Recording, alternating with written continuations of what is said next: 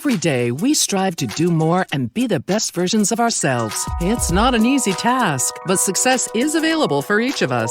Welcome to the Swag University podcast, where each week we explore insightful messages, strategies, and tips to help you level up in life. Your host, Dr. Phildra Swagger, creative strategist and mindset coach, will empower you with the tools you need to create the life and business you desire, while providing inspirational insights to the woman who wants to see her destiny manifested daily. So now, let's level up with Dr. Swag.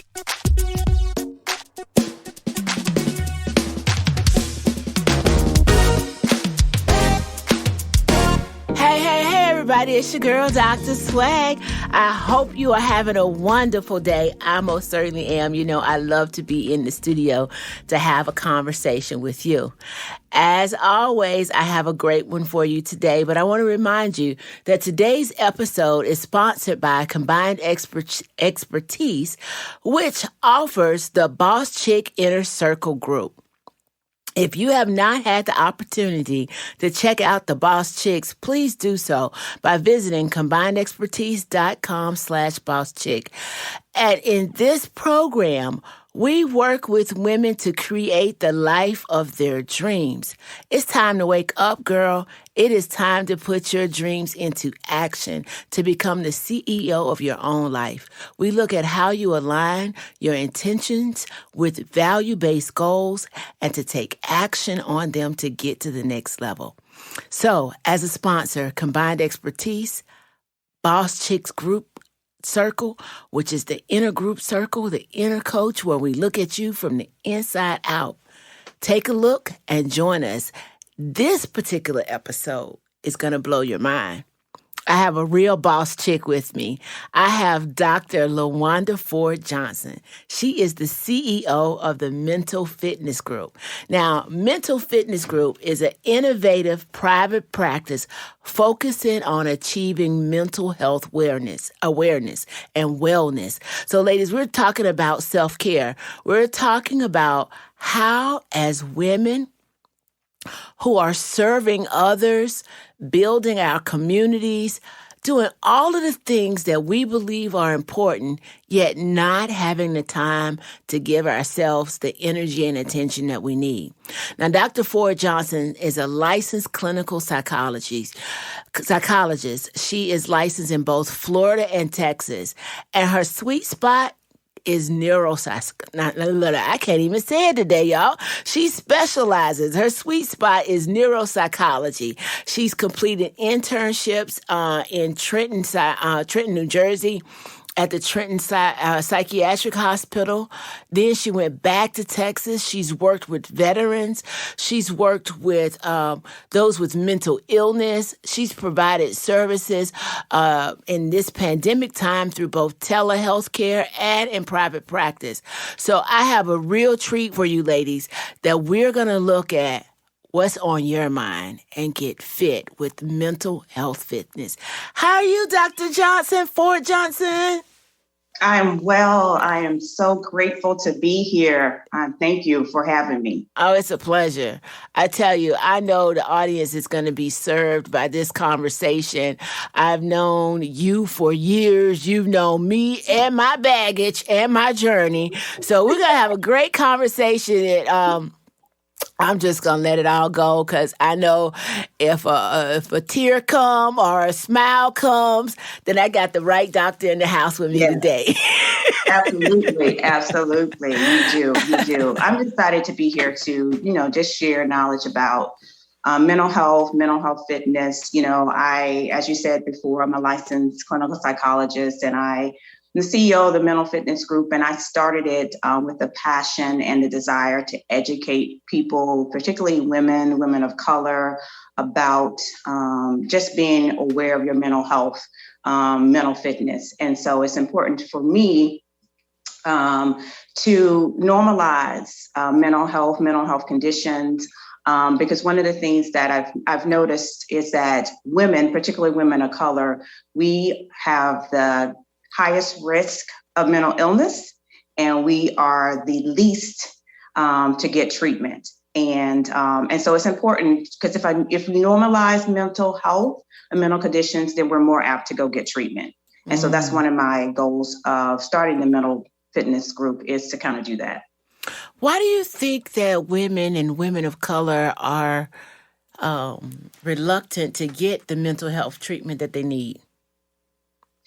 I think that as African Americans, I think historically, we just haven't been a community to seek help outside of our community. We rely on our local churches, our pastors, sometimes our family and our friends. And the stigma of mental illness is real. People think that you are crazy, per se, if you have a mental health condition. But we battle, on a day-to-day basis. There's depression, there's anxiety, on a day-to-day basis, just with life issues. And that's common, that's normal. And there's nothing wrong with feeling like you need to talk to someone just to get a different perspective. Normalizing is saying that,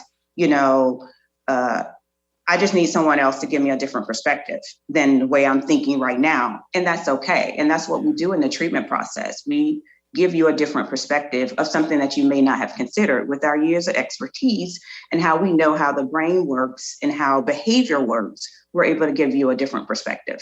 Yeah, that's important. That's a good word to hang on to, everyone. Say it again for me. Normalize. You want to normalize. Normalization. And when you say it, what comes to me is that I'm not the only one.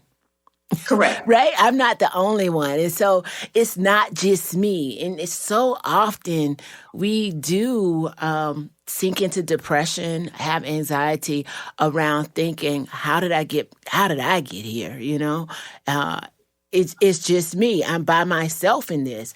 And you're not by yourself, and there's someone to help. You can throw a line to call out for help.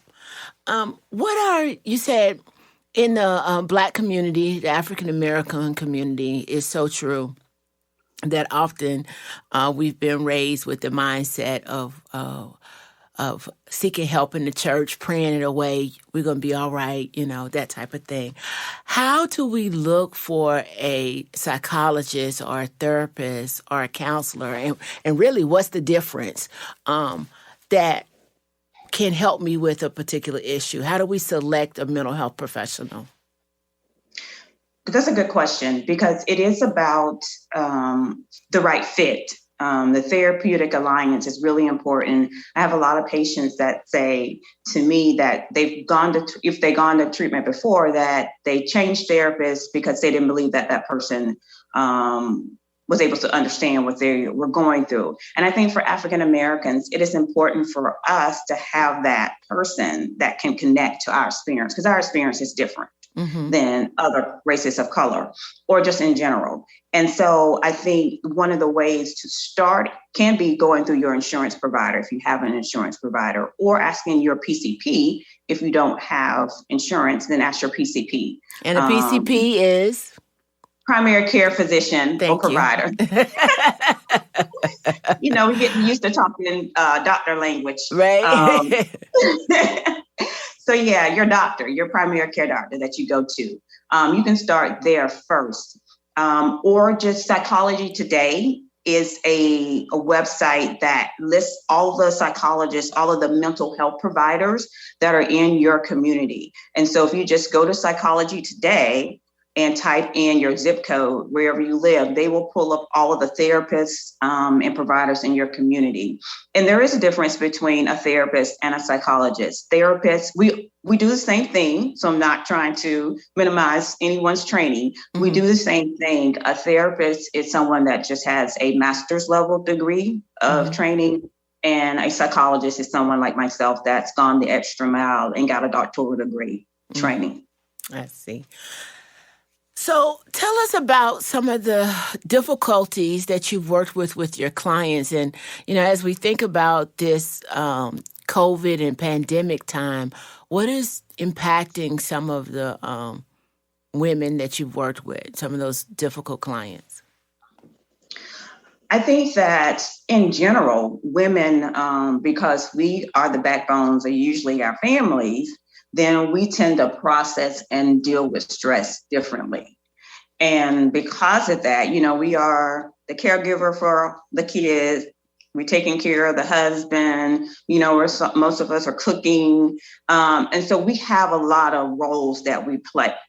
And so because of that, I think that's one of the reasons why we're probably at a higher rate to experience depression and anxiety, because we have so many different roles. And if you're like us, if you're entrepreneurs, mamapreneurs, then that's another role, right? And so because of all the roles that we try to battle and juggle and be excellent in those roles, and we're the more emotional creatures out of the two sexes. So we tend to process things differently. And so we internalize a lot of things. And so, dealing with clients, I've seen the gamut. I've seen the severe mentally ill. We're talking about people who have psychosis. We're talking about people who are having to be admitted into inpatient hospitals to get treatment. And then I've worked with higher functioning individuals who are just having stress and anxiety and depression from just being overworked or overwhelmed with their job, or feeling like they don't have the support system to help them through things. And so I've seen the gamut, or I've treated the gamut. And the one thing that is true for all of them is our ability to how we process things that we go through.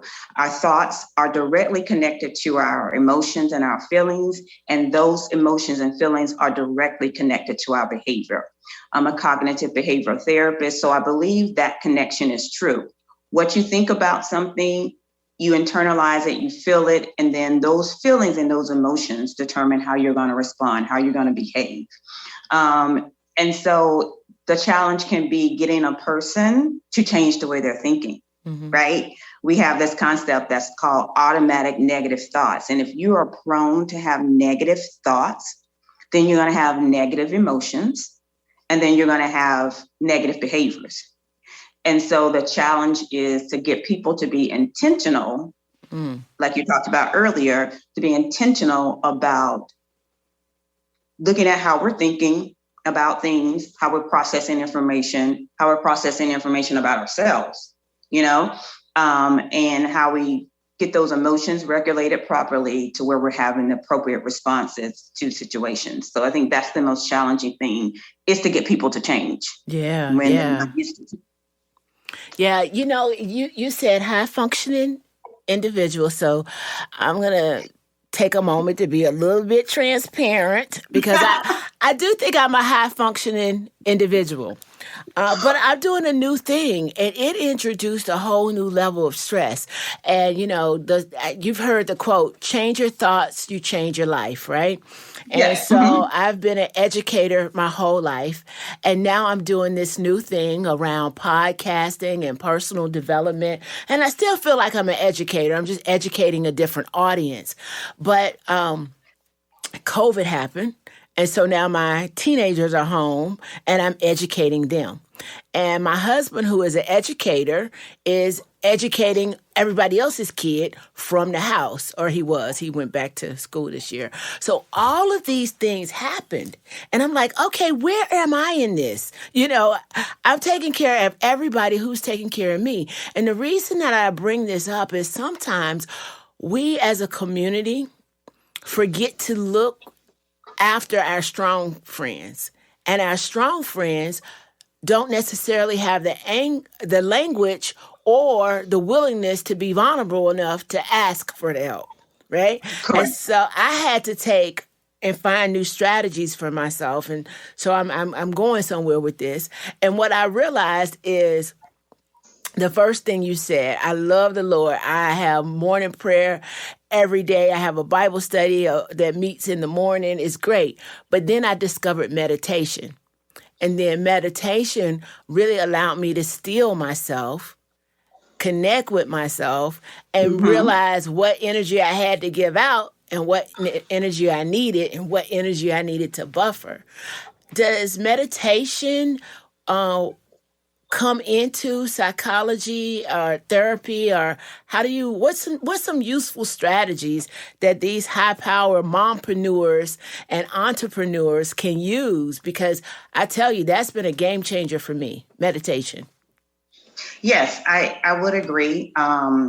Self-care, one of the components of being mentally fit has to do with your self-acceptance, your self-esteem, your resiliency, and then your ability to regulate your emotions. And in that self-acceptance and that self-esteem deals with self-care, right? Mm-hmm. You got to have enough worth in yourself to say, I need to take the time out to make sure I'm refreshed, I'm rejuvenated, so that I can give to all the people that are wanting or needing me to give to. Mm-hmm. And so the key thing about meditation is it falls under this concept called mindfulness. Mm-hmm. And mindfulness is so beautiful because it allows us to be present in the moment.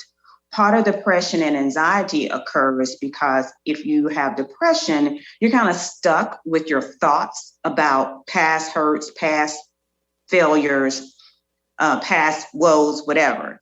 In anxiety, you have this fear of future, fear of the worst happening, fear of what could happen, and you worry constantly. But meditation and mindfulness allows you to be present in the moment.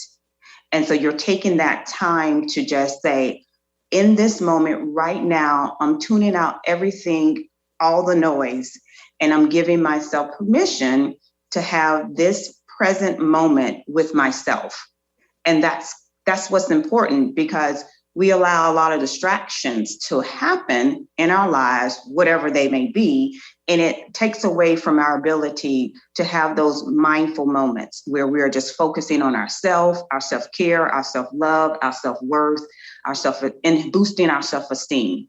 And so meditation or mindfulness is really big in psychology. It's really, I think, making a comeback because we're realizing that when it comes to treating mental conditions, a lot of times we are focused on the past hurts or past failures, or we have this anxiety, we have this fear about not measuring up, not being able to handle, not being able to have enough money to pay our bills. Mm-hmm. Whatever those future challenges are for a person, mm-hmm. you can get stuck in that cycle of thinking about all those negative issues. Mm-hmm. And mindfulness allows you to just stay present on what's in front of you. It allows mm-hmm. you to meditate and be focused on what's in front of you, as opposed to jumping into the thoughts.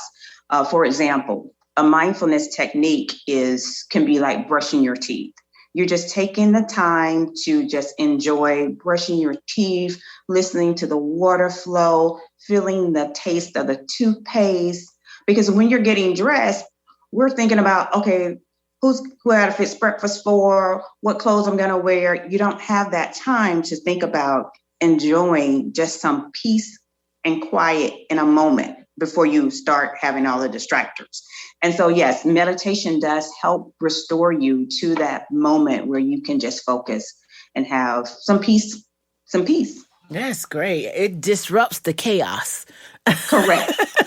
Exactly. And you need those periods where you are not having a whole lot of chaotic thoughts. Yeah, that's beautiful. So what is the most important thing or lesson you've learned, like in your business or life, that, again, these mompreneurs can walk away with? I think what's key is prioritizing your mental fitness, your mental health. I think society has encouraged us to be so focused on our physical fitness, mm-hmm. and we've forgotten about our mental capacity, our mental fitness. And your mind is your way to do anything in life, right? When you process information and our ability to have this conversation is done because of our mind. Right. And so if you are able to focus on making sure that you're taking care of your mental capacity to function in life, that's going to help you take care of your physical fitness. That's going to help you be able to take care of your families, take care of anything else you try to do in life. Prioritize your mental health. I will also say that if you need to get therapy or take medication, to do so, normalizing, it's okay. There's plenty of people out there that are also dealing with mental issues, and it's okay. And then just know yourself, set time for your self-care, set time to establish those routines, just eliminate all of the noise that you can have that can distract you from caring for yourself. Don't be afraid to exercise your no, because as women, we get so focused on the no. Girl, say it again. I tell them all the time, no is a complete sentence. Okay. No is a complete. No is a complete sentence. Say it, own it, put a period on it. Yes. Exercise your no and let go of past hurts and past failures. Also, eliminate stress. Stress causes a lot of tension on our bodies. And if you don't have a way to release that stress, like exercising or doing something that you find enjoyable, then that creates a lot of physical conditions. People don't realize it, but it does create a lot of physical conditions. So eliminate your stress, declutter, clear your mind. Clears your mind. And last is, as women, we need to find our place. We need to find our purpose. We're just not mothers. We're just not wives. We have so much more to give to our communities. And so I would encourage women to, find their purpose, find their why.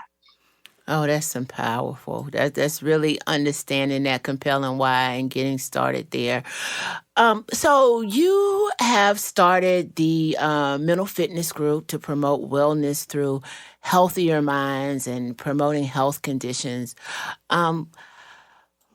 What is your blueprint for that? What is your blueprint for success? I know you talk about your 3 Ps and so forth, but tell us a little bit about that so that women who want to be mentally strong and want to start a business, that can serve others, how do you reach that level of success? I think it comes from just first having the purpose, like knowing what you're passionate about doing, knowing the audience, the people who you want to do that with, and then establishing a plan to see that to come to fruition. But you got to first, sit down and have some conversations with yourself about what am I passionate about? What is the message that I wanted to give out to the world? And then figure out who those individuals you're trying to impact, change in their lives. And then first and most important, have a plan of action. That is so key. It's to have a plan of action, to surround yourself with people that are doing what you want to do, learning from them, getting experience from them, getting their blueprint of how they did it. One of the downfalls about our graduate school program, and we've talked about this while we're in grad school, is that it doesn't prepare you for private practice, doesn't prepare you for entrepreneurship. It gives you all the tools to help treat people, but a lot of psychologists are not working at hospitals or, in governmental entities. They're working in the communities that they want to serve and treating people in those communities through private practice. That's a business. Right. That's a whole lot of steps to actually establish that business. And it's a process. So you have to learn that process and utilize your resources. Don't try to reinvent the wheel. Working with you when I was coming through the program in graduate school, work smarter and not harder, and utilize your resources was 2 things that I learned that I would have never forgotten. Those 2 concepts or mantras have carried me throughout my career today. Work smarter, not harder, and utilize your resources. Don't try to reinvent the wheel. You don't have to.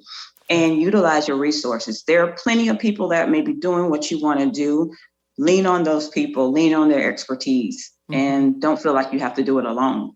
Yeah. What comes up for me is really 2 things. You talked about routine. when you think about it for your personal self. And then when you're building your business, have a plan. It's the same thing. You have to have processes in place, because the chaos comes when there's no order. You said declutter.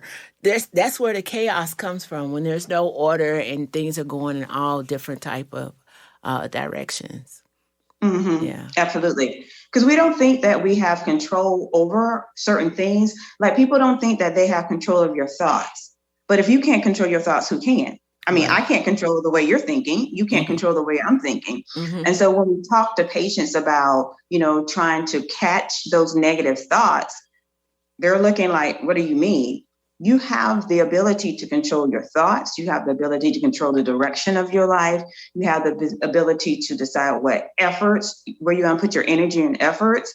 So you have this capacity to do all of these things, to make all these decisions.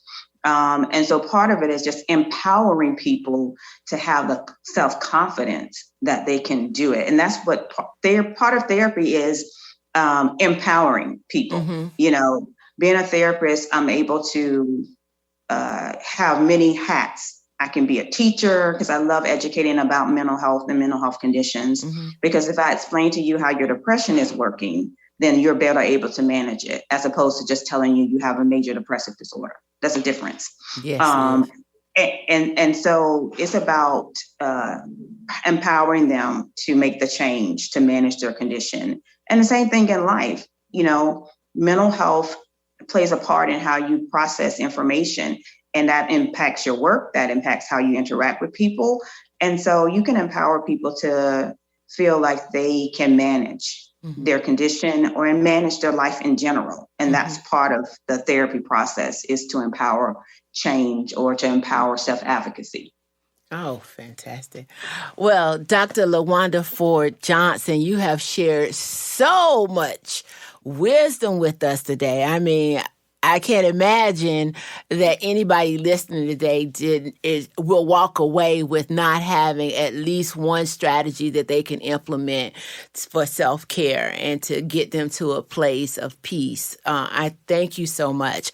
But in closing, are there any other pearls of wisdom you would like to leave with the audience to go forth with? There are 7 steps to mental fitness. And that one is feelings, being able to regulate your feelings. That could be done through journaling or through talking to someone else or a therapist. The fitness piece. If you can't do cardio or hardcore workout plan, then try to do a walking program. Eat healthy. That's your food. Faith. As women of faith, we believe that, you should have a higher power to help you, guide you through making decisions. Finances. A lot of people have struggles with stresses because of finances. So try your best to be debt free and learn to better manage your money. And then fun. Try to find those pleasant things in life that bring you joy. Positive and negative emotions can't exist at the same time. So if you have more positive emotions, then you're going to make better decisions. You're going to have better behaviors, better thoughts, and that's going to improve your overall quality of life. And then family. Make sure that you understand your family dynamics and accept your roles, and surround yourself with positive people and like-minded people to help you get to your place that you want to go in life.